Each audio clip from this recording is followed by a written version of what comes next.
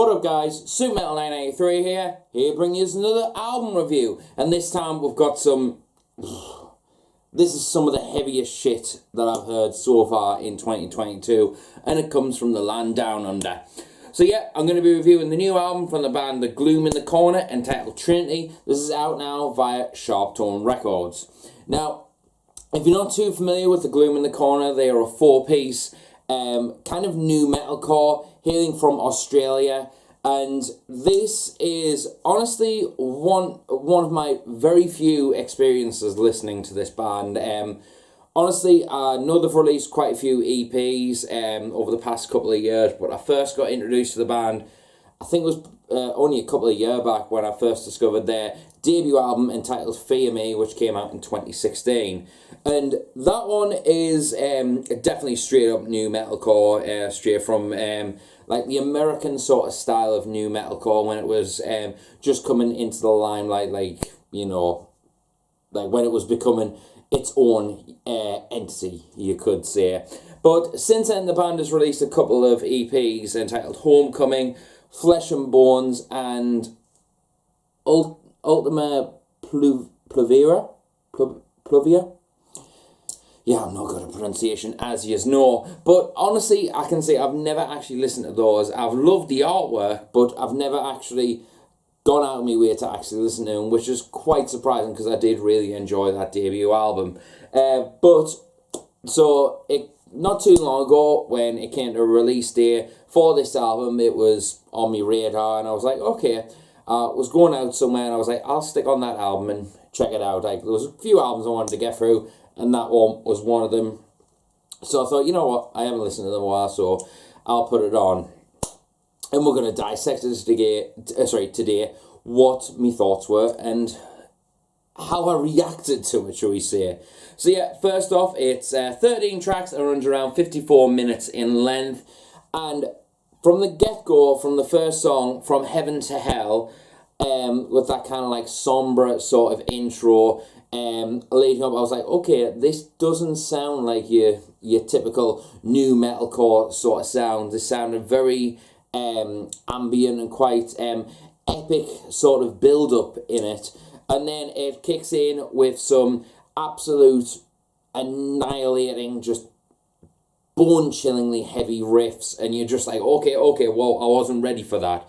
And one thing that I have took away from this album is that these are definitely a standout in that nu-metalcore sound, because it isn't just heaviness, but then it's got the wee-wahs and the strange noises and stuff like that, with like pitch shifting and all that left, right and centre. There is a bit of a more different aspect to this, and a bit more of a different dynamical approach to this nu-metalcore sound. Like, it is still that abrasive, low-tune chug fest of just absolute riffs and just pure, utter, just intensity.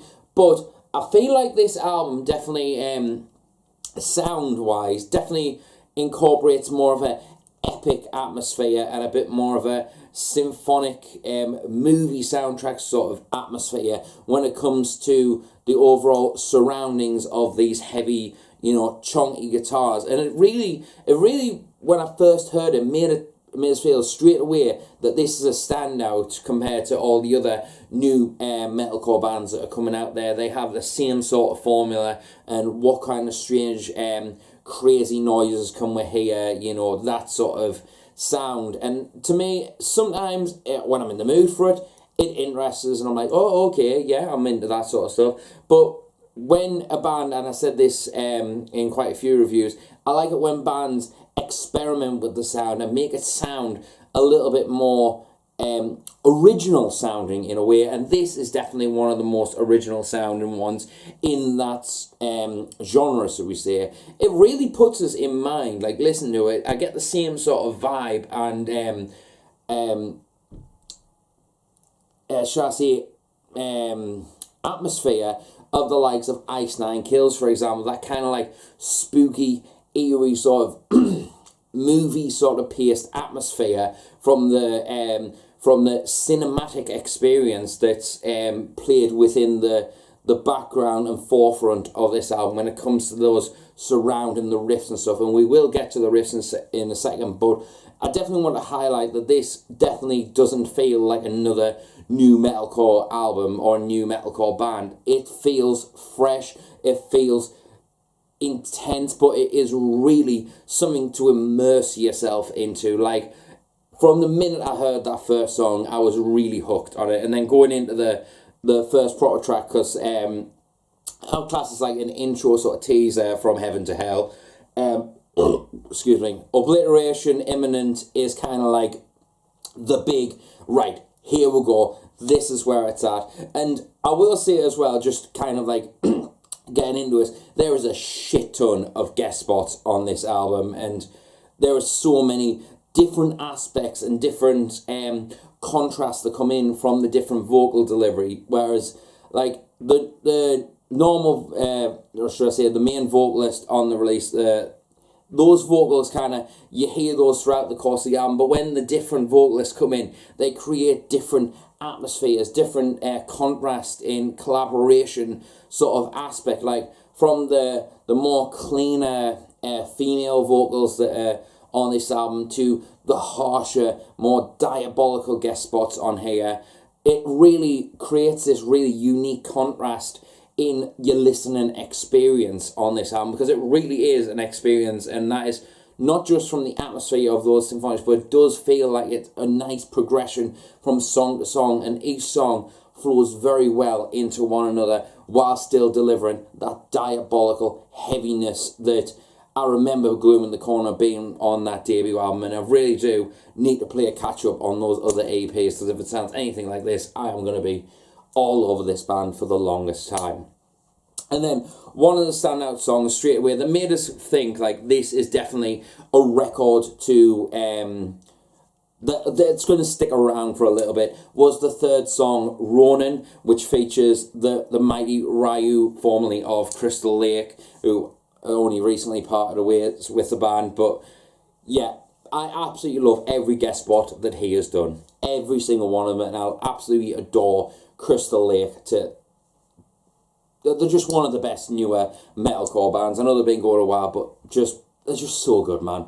But to hear his voice on there after like the post that he made, it was nice to like hear him again, shall we say, and it sounded absolutely massive, and it really added that super depth and heaviness, especially with Ryu's kind of like gut-wrenching vocals. Like, he is definitely one of the best metalcore vocalists out there, but his range, just going bellowing down to the low vocals, it's just, it ruptures something inside you.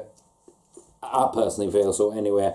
And then Black Rot featuring Monica Strutt, another incredible song. And now, actually, I'm going to leave one song till a little bit later on, because it's the fifth track, which is my favourite track on this album.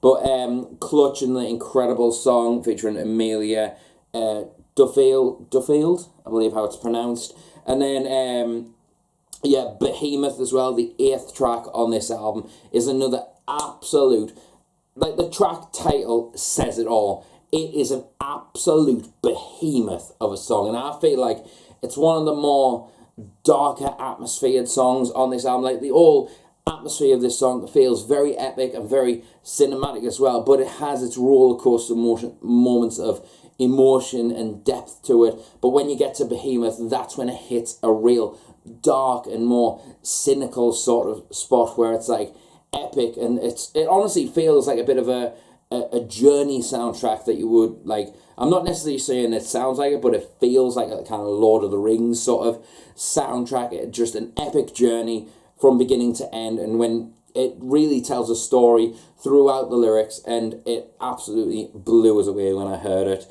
And then flowing into, and I will say it as well, the production on this album, like generally from not just the atmosphere and the symphonic elements, but the overall tones on this album sound absolutely fucking massive.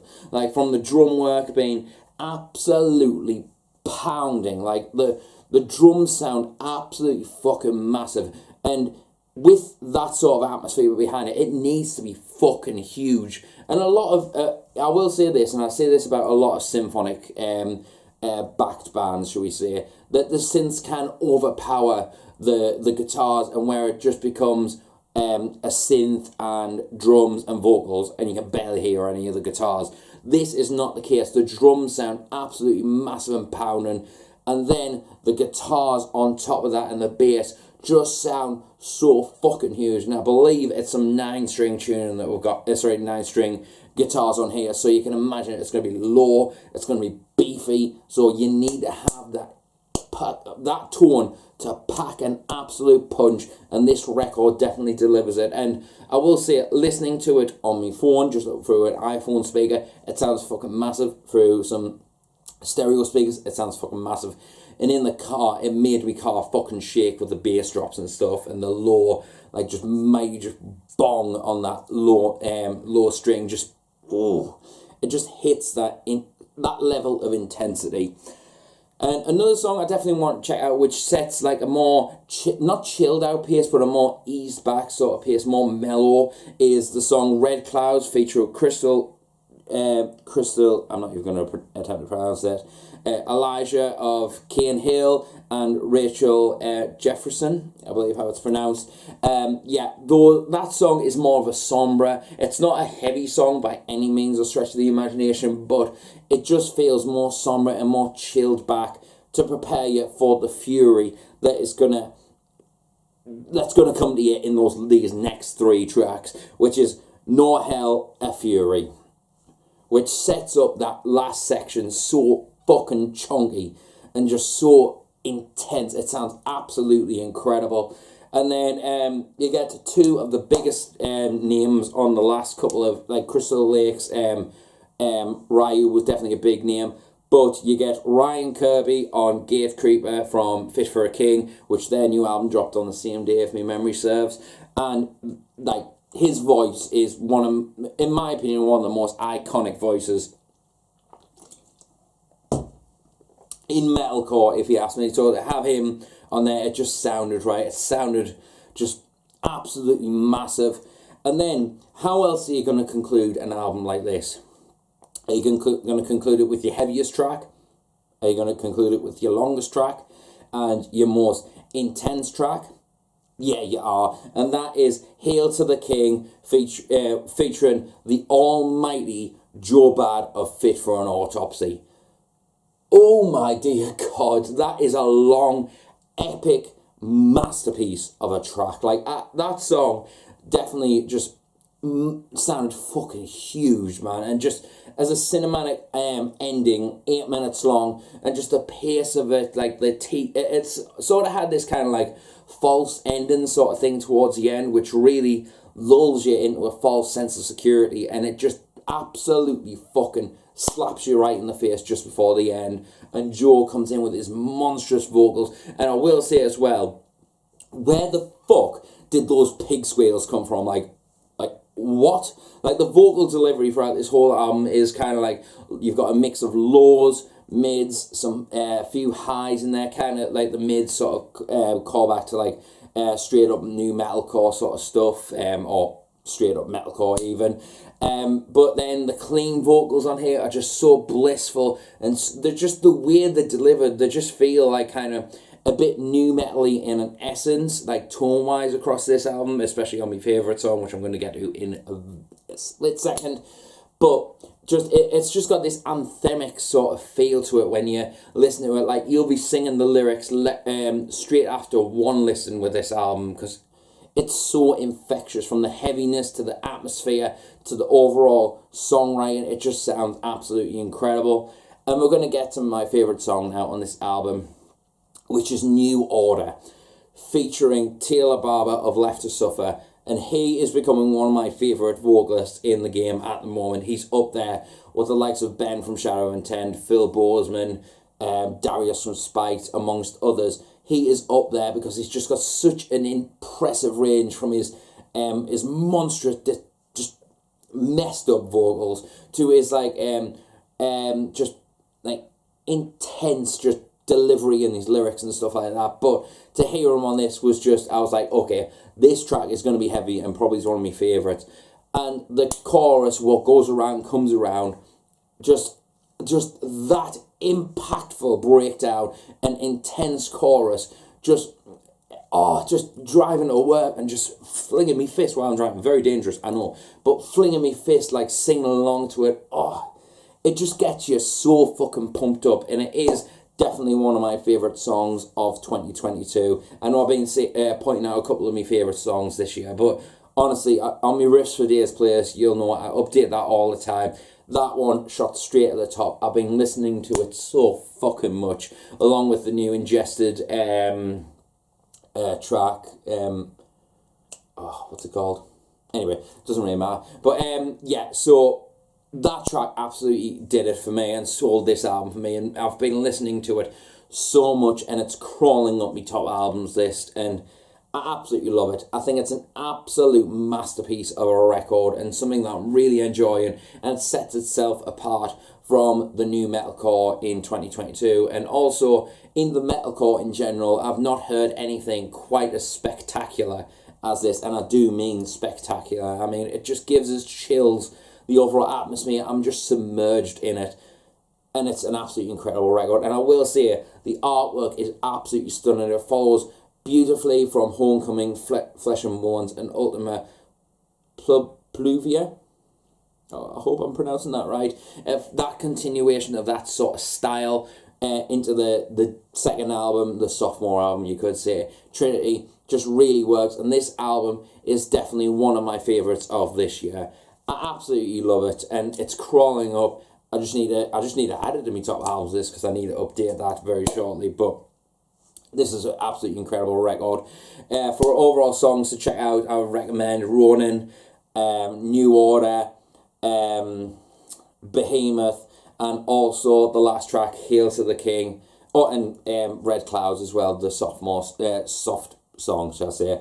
Absolutely incredible record. Make sure you check out my Riffs for Days playlist down below of where I've got New Order in that playlist. Give it a follow. And for an overall score though, I'm going to give this a solid, another solid 9 out of 10. Absolutely incredible. It's absolutely amazing. I absolutely love it. Make sure you check it out. These guys deserve as much support as you can. Make sure to subscribe, and I just hope that these guys make it over to the UK at some point next year, because I want to hear these tracks live. But yeah, as I said, make sure to subscribe, and I'll see you until the next video. And remember, stay metal, and I'll see you later.